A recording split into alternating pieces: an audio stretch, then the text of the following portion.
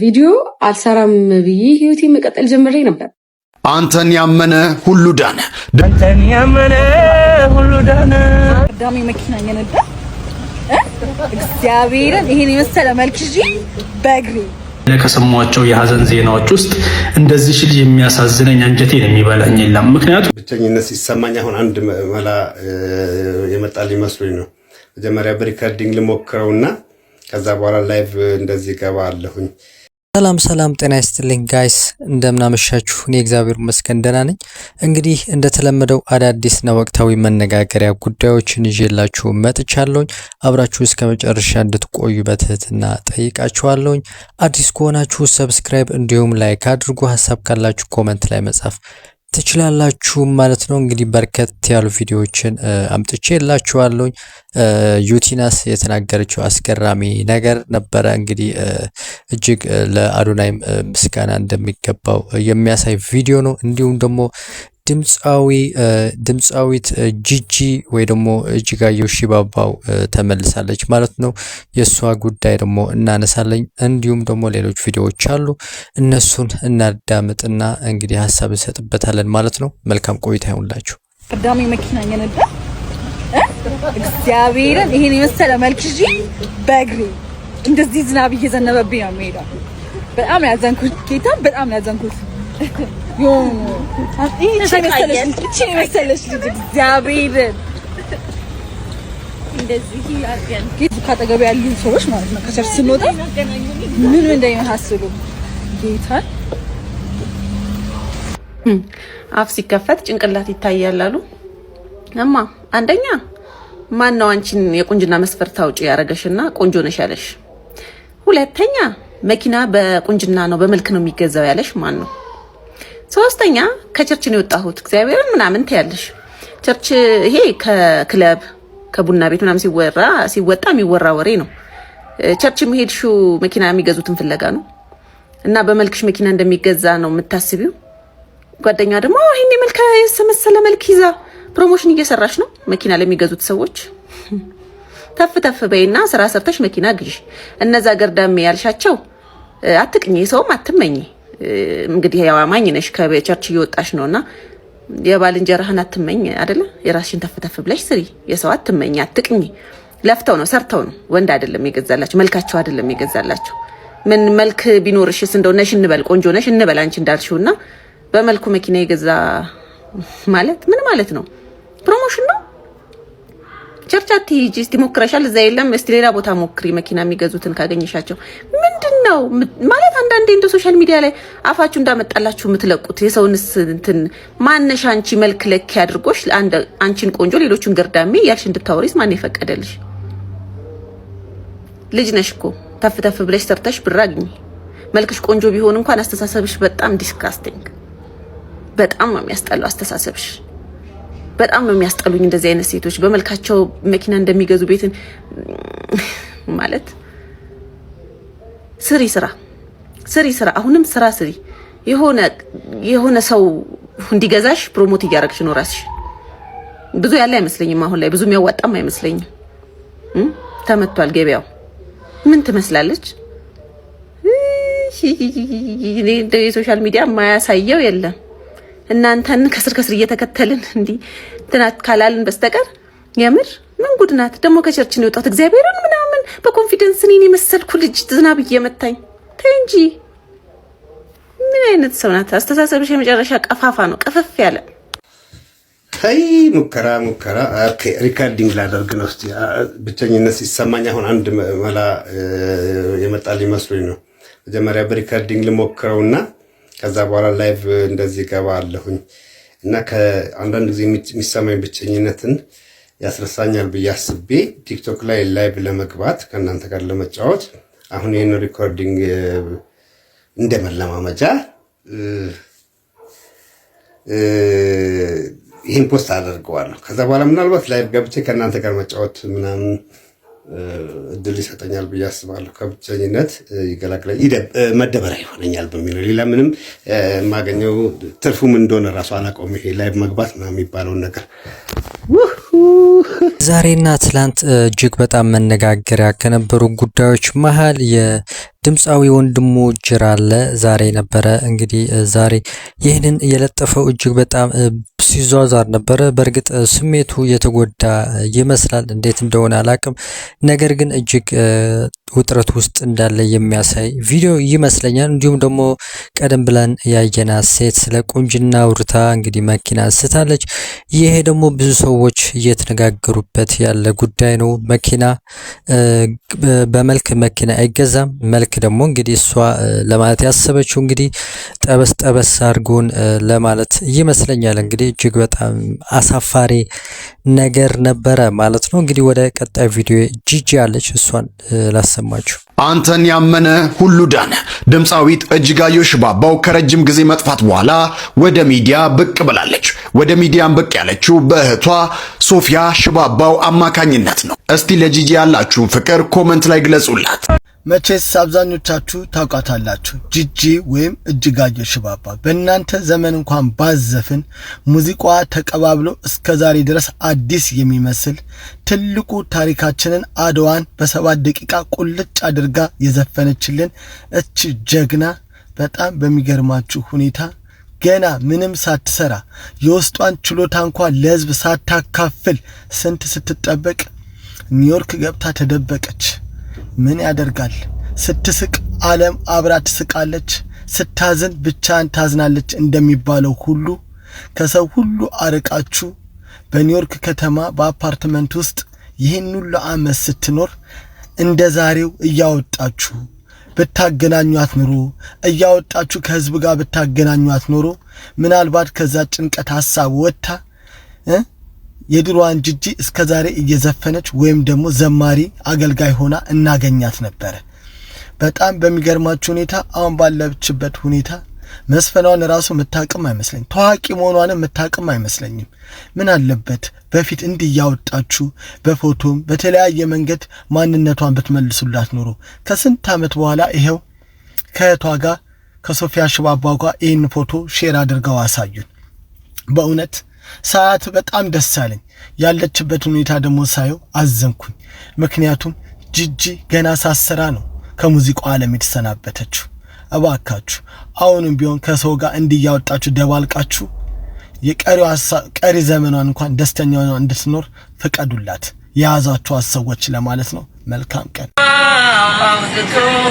ወደ ብርሃን ይመራን ሰማያዊው ሰማይ ሩጊመ ታንጌታ ታጅቦ በትጋ በእልልታ አንተን ያመነ ሁሉ ዳነ፣ አንተን ያመነ ሁሉ ዳነ። ያንተን አምኜ ምን ሆኜ፣ አንተን አምኜ ምን ሆኜ። ድምፃዊት እጅጋየሁ ሽባባው እንግዲህ ከብዙ ዓመት በኋላ ነው ወደ ሚዲያ የመጣችው ማለት ነው። ምናልባት እኔ ይህ የሆነበት ምክንያት ከራሷ እንግዲህ የሰማነው ነገር ነበር ከእህቷ ሶፊያ ማለት ነው። እንግዲህ በጣም በአስቸጋሪ ሁኔታ ውስጥ እንደነበረች እንዲሁም ደግሞ አንዳንድ ሰዎች በሃይማኖት ውስጥ ስለገባች ለዛ ነው የሚሉም አሉ። ይህ ነገር በነገራችን ላይ ወደ ሃይማኖት ስንገባ ወይ ደግሞ ወደ እምነቱ ተመልሰን ስንገባ ብዙ ከባድ ህይወት ነው የምናሳልፈው። ይህ የምልበት ምክንያት ደግሞ እንግዲህ ከዓለሙ ጋር ያለን ዝምድና የምናስቀርበት ነገር ነው ብዙ ጊዜ የምናየውና እጅግ በጣም ልክ ያልሆነ ነገር ነው። ስለዚህ ምናልባት ሃይማኖቱና ይህ የዚህ ዓለም ሁኔታ እንግዲህ ተረተን ሁሉም ጋር ብንገኝ ጥሩ ነው ብዬ አስባለሁኝ። በመዝሙሩም ቢሆን በዛ ብትቀጥል ትችል ነበርና እንግዲህ በመጥፎ ሁኔታ ውስጥ እንደነበረች እንግዲህ ብዙ ሰው ሲያወራ ነበር በዚህ በተወሰኑ ዓመታት ውስጥ ማለት ነው። እንግዲህ እንዴት አያችሁት የድምፃዊት ጂጂ ጉዳይና እጅግ በጣም እኔ ደስ ብሎኛል በመመለሷ። እንዲሁም ደግሞ እንደዚህ ብትቀጥል ደግሞ አሪፍ ነው ብዬ አስባለሁ። እንግዲህ እጅግ በጣም ጥሩ ደስ የሚል ዜና ነበረ ማለት ነው። ወደ ቀጣይ ቪዲዮ ሳሽጋግራችሁ ባለፈው ራሷን አጥፍታ ያለፈችው እህታችን ቦኒ አለች። እስኪ እሷን አንድ ቪዲዮ እናዳምጥና ሀሳብ እንሰጥበታለን። እውነት ለመናገር እዚህ ሶሻል ሚዲያ ላይ ከሰማቸው የሀዘን ዜናዎች ውስጥ እንደዚህ ሽል የሚያሳዝነኝ አንጀቴን የሚበላኝ የለም። ምክንያቱም የማይወዳትን የማይጠቅማትን የማይፈልጋትን ሰው ስትከተል ራሷን ያጣች ልጅ ስለሆነችና ሰውም ያላት ስለማይመስለኝ ነው። አሁን ይሄ ባልተብየው እሷ ካረፈች በኋላ ወደ ተለያዩ ፓስተሮች ምናምን ነቢያቶች በመሄድ የሆነ መንፈስ እንዳለበት እያስመሰለ እየጮኸ ህዝቡን ማኒፑሌት አድርጓል እና ከዛ በኋላ ደግሞ ሰሞኑን አሁን ምን ብሎ መጣ? እሷ በፊት በህይወት እያለች ላይቭ ላይ ረጅም ጊዜ በመቀመጥ ማታ ማታ እጣዎችን እየቆረጠች እንደዚህ ገንዘብ እያሰባሰበች በእዳም ቢሆን መኪና ገዝታለት ነበር፣ ዲዛይር መኪና ማለት ነው። እና መኪናውን ስትሰጠው ምን አለች?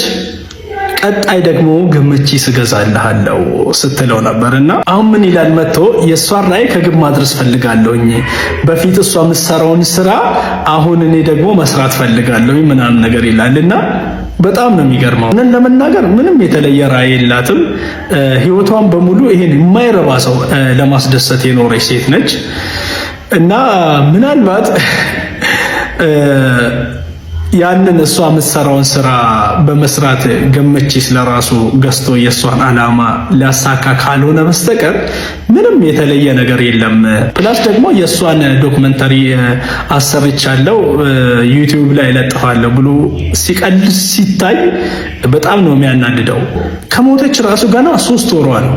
እውነት ወደ ሚዲያ ራሱ የሚያስመጣ ድፍረት ከየት እንዳገኘ እኔ አይገባኝም። እቺ ልጅ ቤተሰብ ቢኖራት የሆነ ጠንካራ ሰው ከአጠገቧ ቢኖር በእርግጠኝነት ፍትህ ይገኝላታል ብዬ አስባለሁ። እንደሚታወቀው እዚህ ሀገር ወይ ጠንካራ መሆን አለባችሁ ወይ ገንዘብ ሊኖራችሁ ይገባል እንጂ ማንም ሰው ዞር ብሎ አያያችሁም። በቃ ደማችሁ ደመከልብ ነው የሚሆነው። ለዛ ነው ገና 3 ወር እንኳን በቅጡ ሳይሞላት እንደፈለገ እያፌዘ ያለውና በውስጥ መስመር ብዙ ሰዎች የሷ ወዳጆች፣ ጓደኞች፣ የሚቀርቧ ሰዎች ምን አይነት አስቸጋሪ ህይወት ስትኖር እንደነበረ ሜሴጆችን እየላኩልኝ ነው ያሉት እና ከነዛ ውስጥ ደግሞ በጣም የገረመኝና በቅርበት የሚያውቃት ሰው የጻፈልኝን ከስር አስቀምጥላችኋለሁ። ምናልባት በእኛ ጫና ፍትህ የሚገኝ ከሆነ ዝም ባንል ጥሩ ነው ብዬ አስባለሁ የዚህችን ልጅ ጉዳይ። እንኳን ራሳችሁን ከዚህ ምድር አሰናብታችሁ ፈጣሪ እንኳን ጊዜያችሁን ጠብቆ ሲጠራችሁ ይሄ ነው ሀፕን የሚያደርገው። የመጀመሪያው 24 ሰዓት የሰማ ላልሰማው አሰማ በሚለው ህግ መሰረት ሁሉም ተደዋውሎ እንትና እኮ ሞተ፣ እንትና እኮ አረፈ፣ እንትና እኮ እንደዚህ ሆነ ተባብሎ የሚደዋወልበት ነው። ጨዋታው የሚቀየረው ከቀብር ሰዓት በኋላ ተቀብራችሁ መሬት ግብአታችሁ ከተፈጸመ በኋላ ምሳ ይበላል ምናምን ይበላል። ተገናኝቶ የማያውቅ ቤተሰብና ዘመድ መሰባሰቢያ ሰበብ ነው የምትሆኑት። ስንት መንገድ አቋርጦ ምናምን ይመጣና ስራ እንዴት ነው የሚባባሉት። ምን ላይ ገባ አሁን እንትን እኮ ነው የምሰራው። ኧረ ተው እኔ እኮ እዚህ ስራ ላይ ገብቻለሁ። ስልክ እንቀያየራ፣ ኦኬ እንደዋወላለን። ተዘጋ ያንተ ቻፕተር እዛጋ። ዱነጉ ማታ ካርታ አለብኝ ዛሬ ጨቅ አድርጌ ልቃምና ማታ ፒናታይን በሃይላንድ ይዤ ካርታ የምጨፋጨፍበት አለብኝ ብሎ ቀጠሮ ያስይዝልሃል። ሌላኛው ፓርት ዱነግ ደግሞ ማታ ሰበራ አለ እንንትና ጋር ድንኳን አለ እኮ እንሄዳለን ምን ይባባል እዛ ጋር አለቀ። ከዛ ዘመድ አዝማድስ እዚህ ለቀሩት እናንተን አጥተው ከልብ ለሚጎዱት ቤተሰቦች ደግሞ ይመጡና የምትፈልጉት ነገር ካለ እንደው በቃ ምንም ነገር ስሜት ቢሰማችሁ ደውሉልኝ፣ እኔ ያለው ወገን እኔ ነኝ እና ለመቼ ነው ምናምን ብለው ይሰክሳሉ። ከሳልስት በኋላ ስልክ ያነሱ ህይወት ይቀጥላል። በቃ ተረሳችሁ። እንኳን ራሳችሁን ሸኝታችሁ ማለት ነው እግዚአብሔር ወስዷችሁ ተረሳችሁ። አለቀ። የከፋው ይክፋ፣ የመጣው ይምጣ፣ ተጋፈጠው። ማርያምን ውርደትም ቅሌትም አንድ ሰሙናት የራቁት ቪዲዮ ተያዘብሽ። የኢትዮጵያ 100 ምናምን ሚሊዮን በጸሎት አይደለም የሚገባው የኔ እናት፣ ሁሉም ተዳርቶ ምንም ያንቺ የተለየ ነገር የለውም። እንደውም የተለየ የሚሆነው 3ኛ ጡት ቢኖርሽ ትንሽ መነጋገር ያልቶኝ ይቻላል። ሌላ ምንም ከማንም የተለየ ነገር አላረግሽ። ወንድ ሆይ አንተም ከተያዘብህ ወይ መምቻ እኛ ከሴዶ ግሩፖች መሃል ነው ኦር ደግሞ ሶስተኛ እግር አላቸው ተብሎ መመዝገብ ካለባቸው ሰዎች መሃል ነው የምትሆኑ። ሌላ ምንም የተለየ ነገር የለውም። ቀለል አድርጋችሁት ነው። ይሄን ያህልም አትኮፈሱ፣ ይሄን ያህልም ራሳችሁን አጣሉ። ህይወት ይቀጥላል። በቃ እመብርሃንን እቺ ቀን አልፋ ነገ ላይ ስደርስ ማለት ነው ለዚህ ነበር ትላል። አረላሽ ሺም ነው ምናምን እመብርሃንን በራሱ ጊዜ እንኳን ጊዜያችሁ ደርሷል ልውሰዳችሁ ሲላችሁ እምቢ እኔ ትንሽ ቆያለሁ ፈሪ ሙት እያልክ መከራከር ነው ያለብህ። አትሾድ መኖር ደጉ አባቴ ኖራ አቃጥላችሁ ሞተ ምን ማዳበሪያ ነው። አቤቱ ጌታዬ ማዳበሪያ ከመሆናችሁ በፊት ረጅም እድሜና ጤና ይስጣችሁ። አሜን።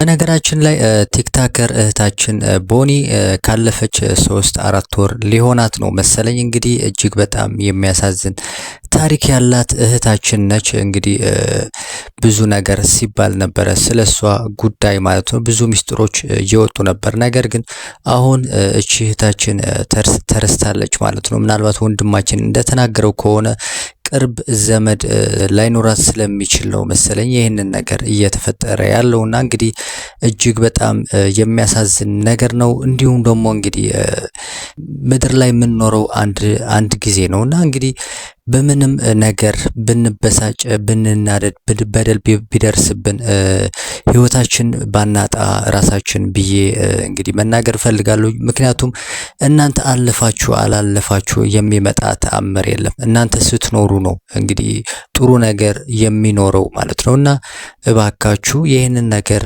ራሳችሁ ባታጡ ጥሩ ነው ብዬ አስባለሁ። እንግዲህ የቦኒ ጉዳይ የምታውቁት ነገር ካለ ምን ትላላችሁ እዚህ ጉዳይ ላይ? እና እጅግ በጣም ልቤ ስለነካይና እንግዲህ እቺ እህታችን ዘመድ እንድንሆናት ብዬ በማሰብ ነው ይሄንን ቪዲዮ ያመጣሁትኝ ማለት ነው። ሐሳብና አስተያየታችሁ ብትጽፉልኝ እጅግ በጣም ደስ ይለኛል ማለት ነው። ጋይስ ወደ ቀጣይ ቪዲዮ ወደ መጨረሻው ላሸጋግራችሁ። የዩቲናስ እህታችን አለ እጅግ በጣም ጭንቅ ውስጥ እንደነበረች ነው እንግዲህ እየተናገረች ያለችው ማለት ነው። እሱን እኔ ሰላም ቪዲዮ አልሰራም ብዬ ህይወቴ መቀጠል ጀምሬ ነበር።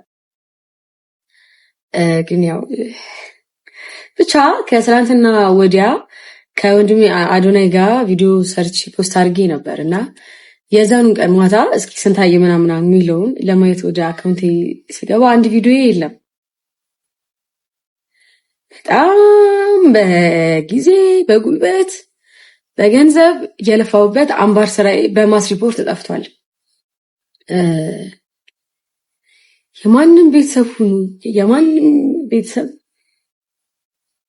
አይሽ እንደዛ ባትበቀሉኝ፣ አይሽ እንደዛ ባይፈጠር ቻሌንጁን እኔ አንደኛም ሁለተኛም ሶስተኛም ወጥቼ ባላሸነፍበት እንኳን አይ ሪሊ ዊሽ አካውንቴ ላይ ቢቀመጥ እሱ ቪዲዮ ወደፊት ባየው ደስ ይለኛል ምናምንና ላለክስ አይደለም ማለት አባያ ይሁን ጥሩ ነበር ግን ሆነ እና ደግሞ ቻሌንጁ 60% ቪው ነውና 1.6 ታይታ ነበር አምባር 40% ቮት ነው። 40% እድል አለን ብዬ አስባለሁ። ሁላችሁም ዳሽን ባንክን እያወረዳችሁ እዛ ላይ ቮት አድርጉኝ እና እስኪ ሞክር።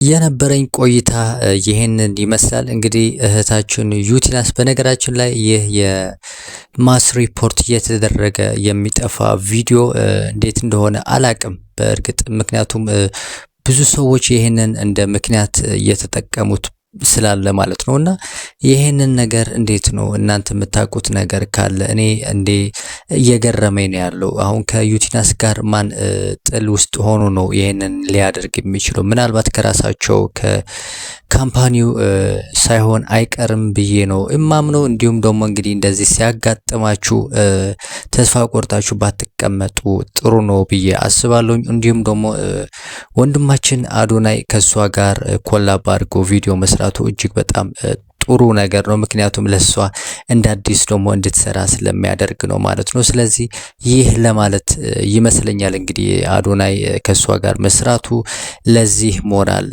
ዋናው ምክንያት የሚመስለኝ ማለት ነውና እጅግ በጣም የሚያሳዝን ነገር ነው። እንደዚህ የሚያደርጉ ሰዎች ካሉ ደግሞ እንግዲህ እጅግ በጣም የሚያሳዝን ነገር ነው።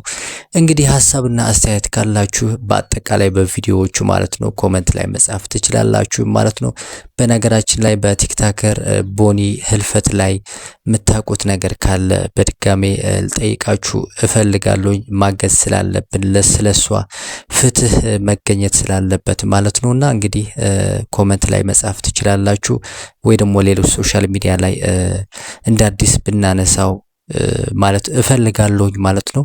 የነበረኝ ቆይታ ይሄንን መስላል። አዲስ ከሆናችሁ ሰብስክራይብ እንዲሁም ላይክ አድርጉ። ሐሳብ ካላችሁ ኮሜንት ላይ መጻፍ ትችላላችሁ ማለት ነው። ቸር ያሰማን። ሰላም